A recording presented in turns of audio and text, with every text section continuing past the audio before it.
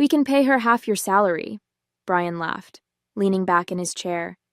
It's just business, Aurora. Nothing personal.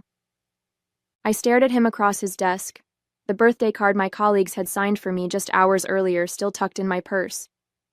The shock must have been evident on my face because he quickly continued. Look, Heather's been here 6 months now. You've trained her well. The pharmaceutical database system is running smoothly, and frankly, we don't need 2 people doing one job. Heather knows the basics, I said slowly, trying to keep my voice steady. But she doesn't understand the integration points. The system architecture, double quotes. Brian waved his hand dismissively. All documented in your process manuals, right? That's what I pay you for. Besides, young talent brings fresh perspectives. The industry's evolving. My name is Aurora Chen, 41 years old, and until 5 minutes ago, I was the Senior Database Integration Specialist at MediSync Pharmaceutical Services. For 3 years, I'd designed and maintained the complex system that tracked drug trials across multiple platforms, connecting research data with regulatory submission requirements for pharmaceutical companies across the country. When Brian hired Heather 6 months ago, I'd welcomed the help.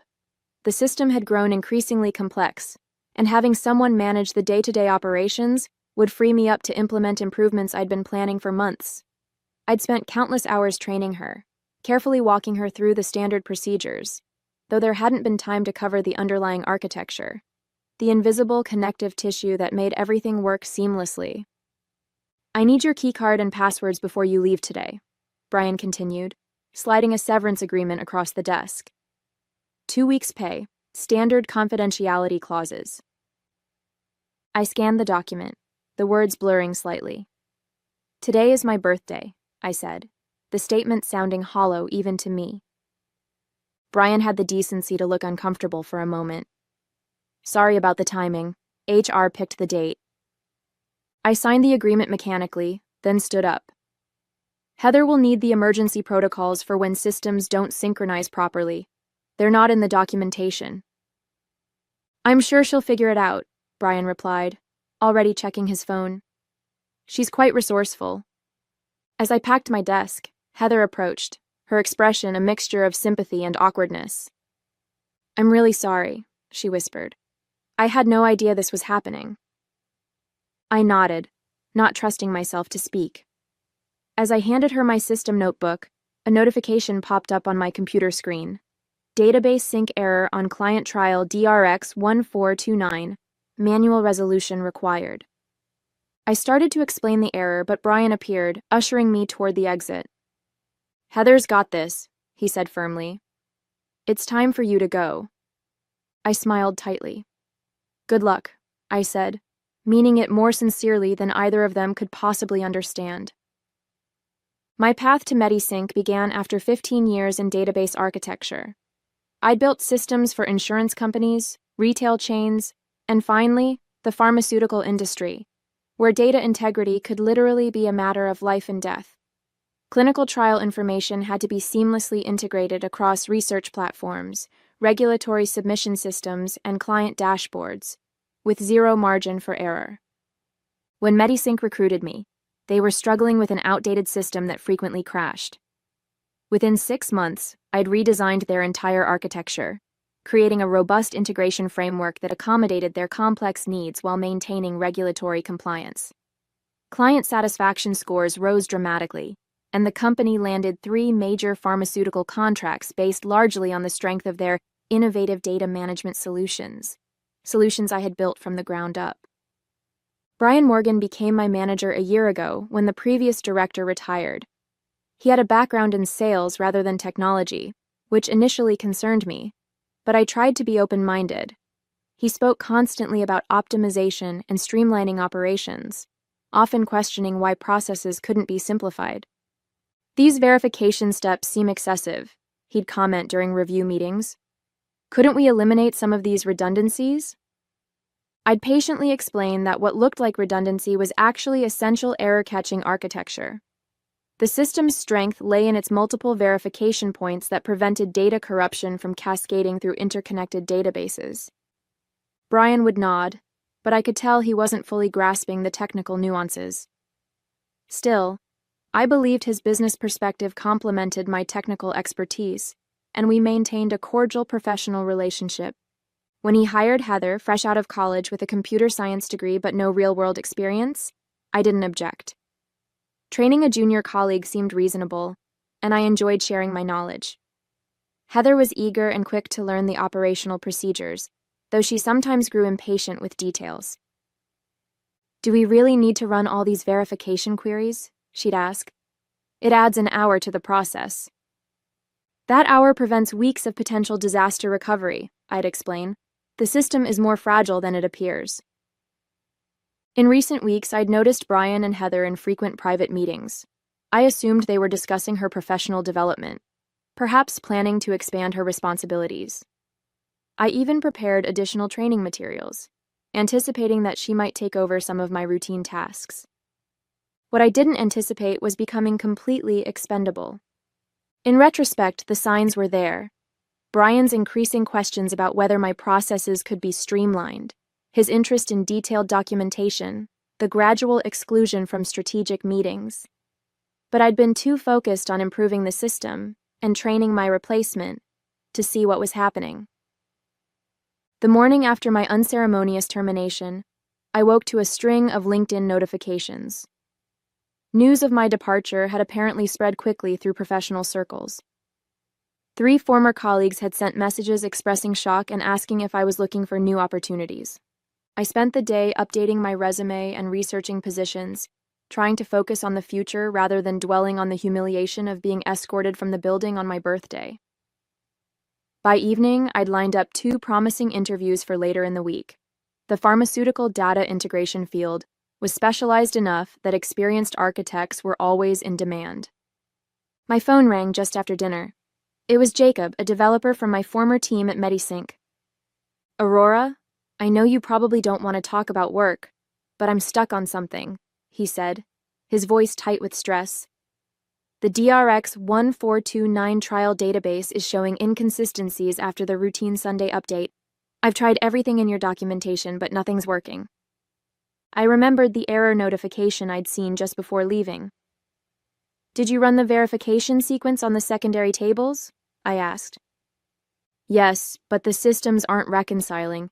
Heather said to just force an override, but that doesn't seem right." I winced. "Definitely don't do that. It could corrupt the entire trial dataset." "That's what I thought," Jacob sighed. "I told Brian we should call you, but he said we needed to handle it internally." After providing some guidance, careful not to violate the confidentiality agreement I'd signed, I hung up, feeling a curious mix of vindication and concern. The system I'd built was intricate, with carefully designed fail-safes and interconnection points that weren't immediately obvious, without understanding the underlying architecture. 2 more calls came in that evening from different team members, each describing escalating problems. Apparently, Heather had indeed attempted to force an override, which had triggered cascading errors across multiple client databases. The team was now in emergency mode, trying to prevent data corruption from spreading. I declined to answer the 4th call, which came from Brian's number just before midnight. The next morning, a Tuesday, I had an early interview with PharmaDirect, one of MediSync's competitors. The hiring manager, impressed with my portfolio, asked why I'd left my previous position. "Restructuring," I said simply. "They decided to streamline the database management team." He looked skeptical. "Interesting timing. We just heard MediSync is having major system issues. Something about corrupted trial data?" I kept my expression neutral. "I wouldn't know. I'm no longer with the company." By Wednesday, I had received official offers from both PharmaDirect and another competitor, each with significantly higher salaries than what I'd made at MediSync. A 3rd company requested an interview, mentioning they'd heard excellent things about my architecture skills. Meanwhile, my phone continued to accumulate missed calls from Brian and other MediSync numbers. I didn't return them. The severance agreement didn't include any provision requiring me to provide assistance after termination, and professional ethics prevented me from discussing their system with competitors. But as the calls became more frequent, I wondered just how badly things were unraveling at my former workplace. By Thursday morning, my curiosity got the better of me. I accepted Brian's call on the first ring. "Aurora," he said, relief evident in his voice. "Thank God. We have a situation." "So I've heard," I replied neutrally. "Look, I'll be direct. The system is in complete meltdown. After that initial error on Monday, everything started falling apart. Client dashboards are showing incorrect data, trial records are mismatched, and the regulatory submission module is flagging compliance errors across the board." I closed my eyes, visualizing the cascade of failures, exactly what I'd designed the verification protocols to prevent. "Brian, I signed a severance agreement. I'm no longer an employee." "I understand that," he said quickly. "We'd bring you back as a consultant. Name your rate. We just need you to fix this." The offer was tempting, not for the money, but for the satisfaction of being proven right. However, I knew better than to rush into anything. I'd need full system access and complete autonomy to implement solutions, I said. "Absolutely," Brian agreed immediately. "Whatever you need. I'll think about it and get back to you this afternoon." After hanging up, I called Jacob for an unofficial assessment of the situation. His description confirmed my suspicions. Heather had implemented emergency fixes that had only worsened the problems, not understanding how each system interconnected with the others. "It's bad, Aurora," Jacob said quietly. "Pharmadyne is threatening to pull their contract. That's 30% of the company's revenue. And there's talk about potential legal action if trial data has been compromised." I spent the morning weighing my options. The professional part of me wanted to rescue the system I'd built. The human part of me felt a certain satisfaction in Brian's desperation. By noon, I'd made my decision and called him back. "I'll help," I said. "My consulting rate is $300 an hour with a minimum engagement of 40 hours, payable up front." Brian didn't even hesitate. "Done. When can you start?" "I'll be there in an hour." Walking back into MediSync felt surreal. Colleagues greeted me with obvious relief, while Brian hovered anxiously nearby. Heather was noticeably absent. "Where's Heather?" I asked as Brian escorted me to a workstation. "She called in sick today," he said, not meeting my eyes. The stress of the situation. I logged into the system with the admin credentials Brian provided and began my assessment. The damage was extensive but followed a logical pattern. Exactly what happens when someone who doesn't understand the architecture tries to force solutions without addressing the underlying issues. By late afternoon, I had stabilized the most critical systems and developed a recovery plan for the rest. Brian checked in frequently, each time more relieved as progress became evident. "You're a lifesaver," he said during one such visit. "I don't know what we were thinking, letting you go." I continued working without responding. The comment wasn't worth acknowledging. As I was preparing to leave for the day, Brian approached with a folder. "I've been authorized to offer you your job back," he said, pushing the documents toward me, "with a 15% raise and a more senior title." I glanced at the offer letter without touching it. "I'll consider it after we resolve the current crisis." "Of course," he nodded eagerly. "Take your time." But as I gathered my things, I noticed an email on Brian's open laptop on the desk beside me. It was from the CEO, with the subject line, "Transition plan once system is stabilized." The visible preview text read, "Get everything documented properly this time before we make any changes." I felt a chill. They weren't offering my job back out of recognition of my value. They simply needed me to repair the system and document everything so thoroughly that even Heather could maintain it. Then they'd discard me again. The decision I thought I had was just another illusion. The next morning, I arrived early to continue my recovery work. The system was responding well to my corrections, and I estimated another 2 or 3 days before everything would be fully functional again. I worked methodically, carefully documenting each step, not for Brian's future transition plan, but for my own records. Around midday, the CEO, Victoria Winters, stopped by my workstation. "Aurora, I can't tell you how pleased we are that you've returned to help us through this crisis," she said warmly. "Brian speaks very highly of your expertise. I nodded politely, continuing to type. The system should be stable by Monday. Wonderful. And I understand Brian has discussed your potential return to a permanent position. He mentioned it, I replied, keeping my focus on the screen. Victoria's smile tightened slightly at my lukewarm response. Well, we'd be delighted to have you back on the team. Perhaps once this situation is resolved, we could discuss the specifics over lunch. Perhaps, I agreed noncommittally. After she left, I took a short break, stepping outside for fresh air. As I scrolled through my phone, a message appeared from an unfamiliar number. Aurora, it's Heather. Can we talk? It's important. Curious, I agreed to meet her at a coffee shop across the street during my lunch break. When I arrived, Heather was already there, looking pale and nervous. Thank you for coming, she said as I sat down. I've been trying to decide whether to tell you this. Tell me what? Heather glanced around before leaning forward. The system failure wasn't an accident. At least, not entirely. I felt my body go still. Explain. Brian asked me to implement some optimizations to the system last week, changes that would streamline the verification processes.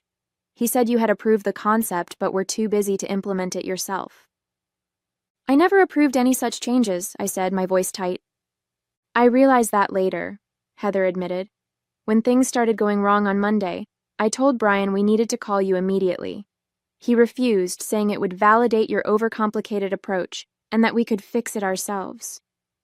She pulled out her phone and showed me a text exchange with Brian from Monday morning.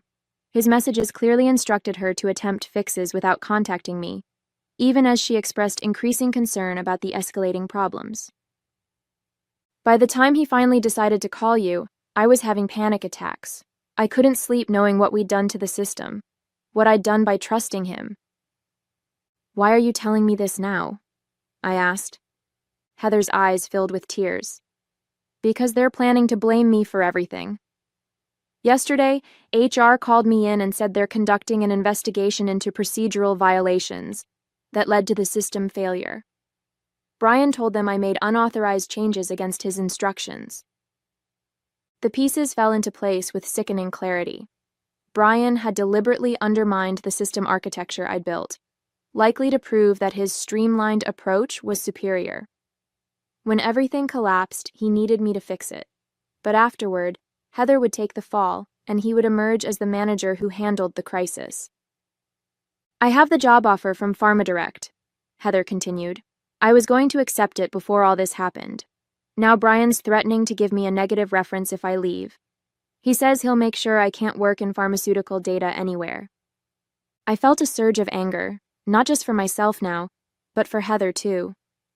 She was younger and less experienced, but she didn't deserve to be manipulated and scapegoated. Forward me those texts, I said, my mind racing. And any other communications you have about the system changes.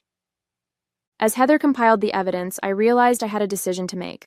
I could walk away with my consulting fee and one of my new job offers, leaving MediSync to its toxic culture. Or I could take action that might help Heather and perhaps other employees, while exposing Brian's sabotage. The choice was obvious. Back at MediSync, I continued the recovery work with renewed purpose. While my hands fixed the technical issues, my mind developed a different kind of solution. What I needed was irrefutable evidence of Brian's deliberate actions, evidence that couldn't be dismissed as a misunderstanding or technical confusion. I recalled something Jacob had mentioned. All system changes were automatically logged on a secure server for regulatory compliance purposes. Those logs would show exactly who had authorized the optimizations and when they were implemented. During a moment when the office was mostly empty, I accessed the compliance server and found what I was looking for. The logs clearly showed Brian had used his administrative override to approve significant changes to the verification protocols, changes that directly contradicted the system architecture documentation.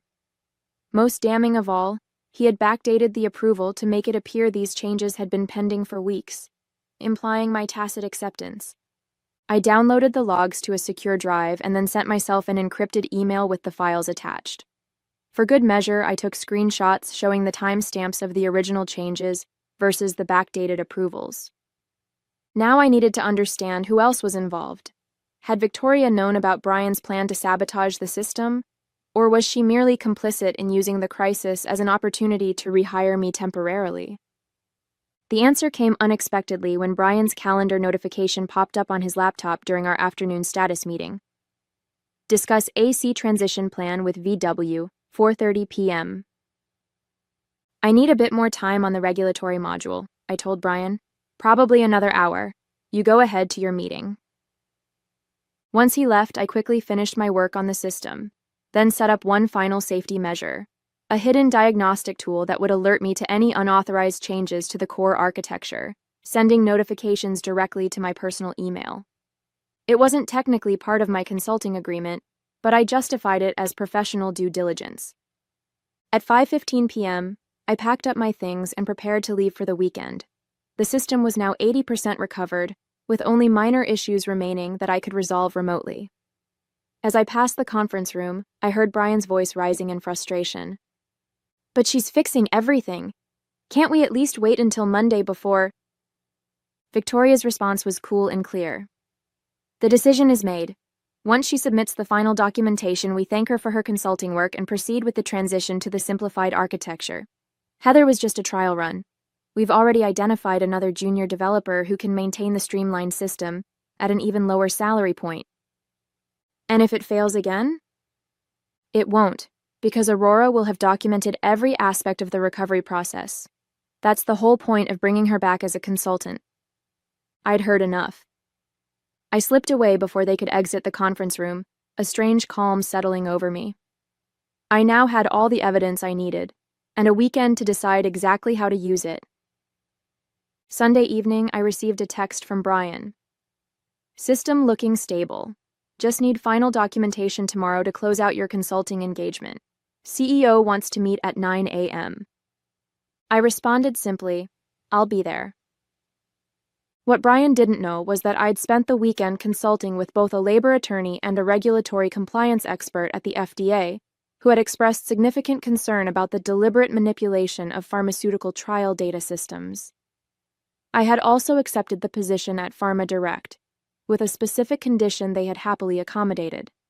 Monday morning would bring answers to questions Brian and Victoria didn't even know to ask, and I would be ready. I arrived at MediSync at exactly 9 a.m. Monday, carrying a slim portfolio containing my consulting invoice and several other carefully prepared documents. Victoria's executive assistant showed me into the conference room where Victoria, Brian, and two people I didn't recognize, a woman in a severe suit and a nervous-looking man with a legal pad, were already seated. Aurora, thank you for coming, Victoria began with practiced warmth. This is Patricia from HR and Jonathan from Legal.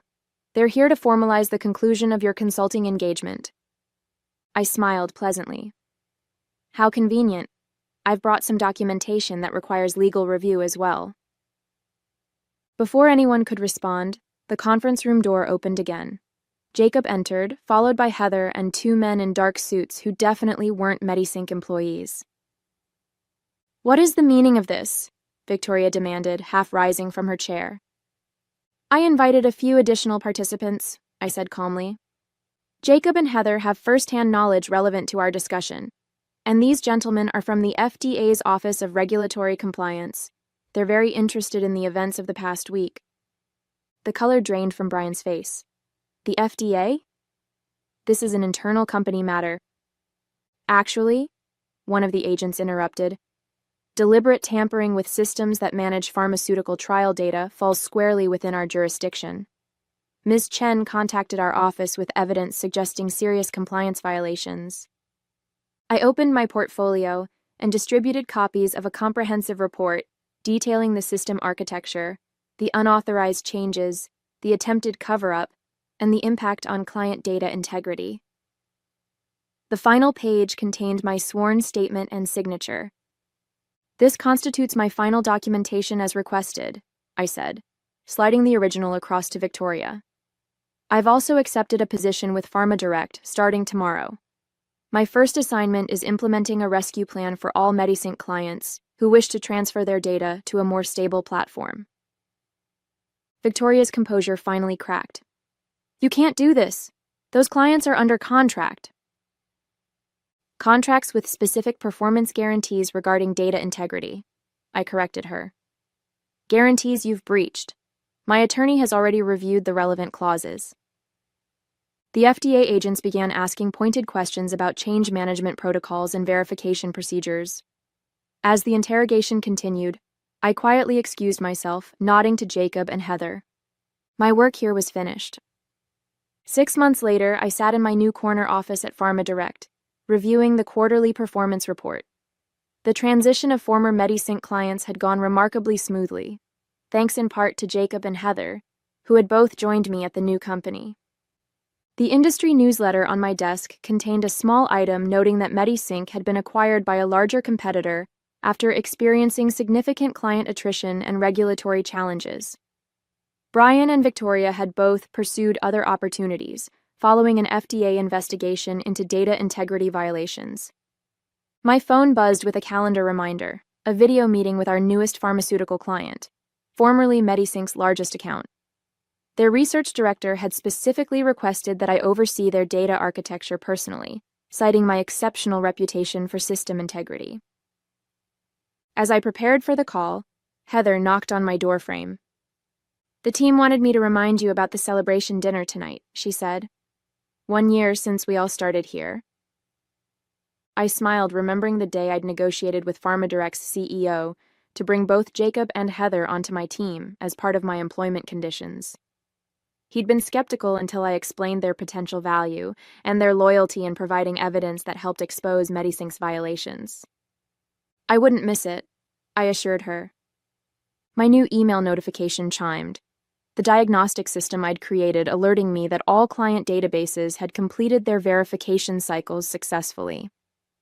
The architecture I'd designed here was even more robust than my work at MediSync, incorporating lessons learned from that experience. Some might view what happened as revenge, but I saw it differently. It was simply the natural consequence of valuing systems over the people who built them, of prioritizing short-term savings over expertise and integrity.